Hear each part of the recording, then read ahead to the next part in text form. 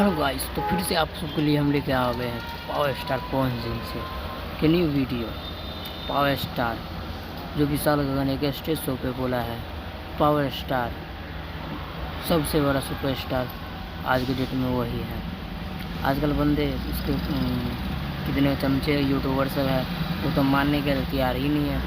तो आप सबको हम ये वीडियो में बने रहिए, आप सबको हम दिखाएंगे।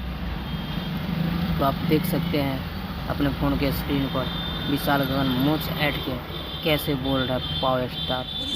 हम डंका के चोट पे कहिला ऐसे बहुत लोग के चुभिला, उससे हमारा कोनो फर्क पड़े वाला बात। ऐसे कि हमारा प्रोग्राम करत 20 साल हो गई, ओ घड़ी से हमने के कलाकार ओइसन जिला से जैसे छपरा जिला बा, ओइसे हमने के बक्सर जिला बा, आरा जिला बा, ई लयदार जिला हो, एमे कहे के ना पड़ेला। जब अच्छा लगेला तो अपने आप हो जाला। भोजपुरी में सिर्फ एक लौता कलाकार बहुत लोग हैं, हम लोग भरत शर्मा, विष्णु ओझा बाबा, लेकिन आज के डेट में जो जिसको हम मानते हैं दिल से वो है सिर्फ पवन सिंह। इसमें दो राय नहीं है भैया। देखिए रवा यूट्यूब पर चढ़ा दे और लिख दे हमें एहू तेरे मोच साइड के कहत भाई लगी, नो डाउट जो गा देंगे वो सबके बस की बात नहीं है।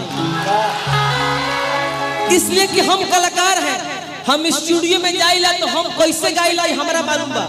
हमनियों को जौन चीज गा देले पहले जाई, आप सबके आशीर्वाद है। No doubt Pawan Singh is the best Bhojpuri singer.